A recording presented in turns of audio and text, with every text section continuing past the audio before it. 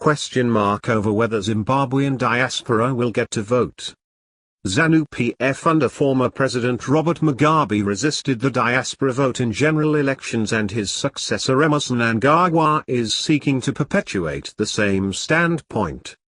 With Mnangagwa at the helm, the party has taken a somewhat calmer stance in dealing with opposition politicians but still skirts around electoral reforms.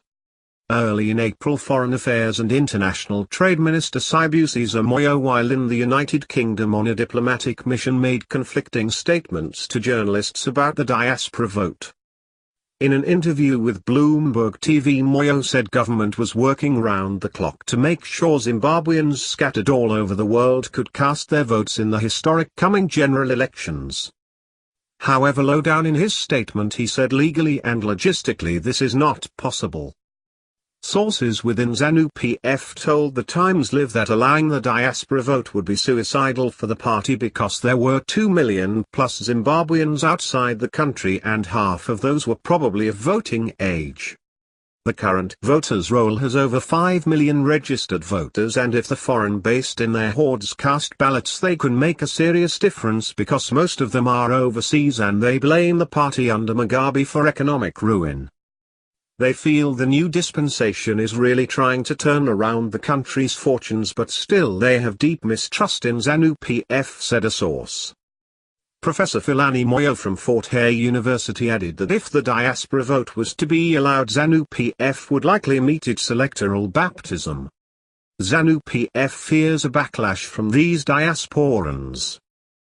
Some diasporans left the country fearing for their lives as they had been physically tortured or harassed by Zanu-PF rogue elements simply because they were members or supporters of the opposition, he said. But UK-based analyst Innocent Batsalinkyub of the Democracy and Elections Research Centre, Royal Holloway, University of London, said Zanu-PF's blend of politics is the reason why it feels it can't get votes in the diaspora. It's untested terrain, and Zanu-PF relies not on rational voter appeal but a commandist network voter mobilization method, he said.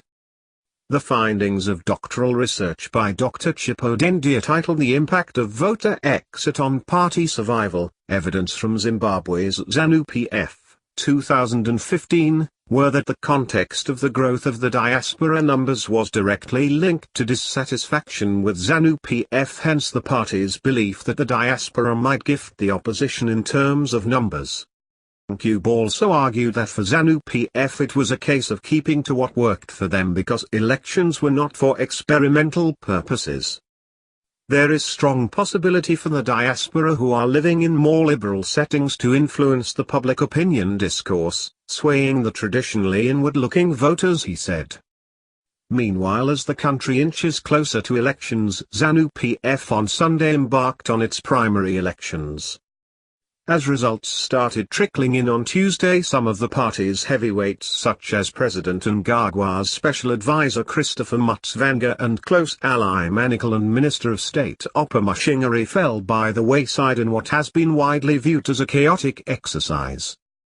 Mnangagwa conceded that the primary elections were not going according to plan, referring to them as teething problems in the post-Mugabe era.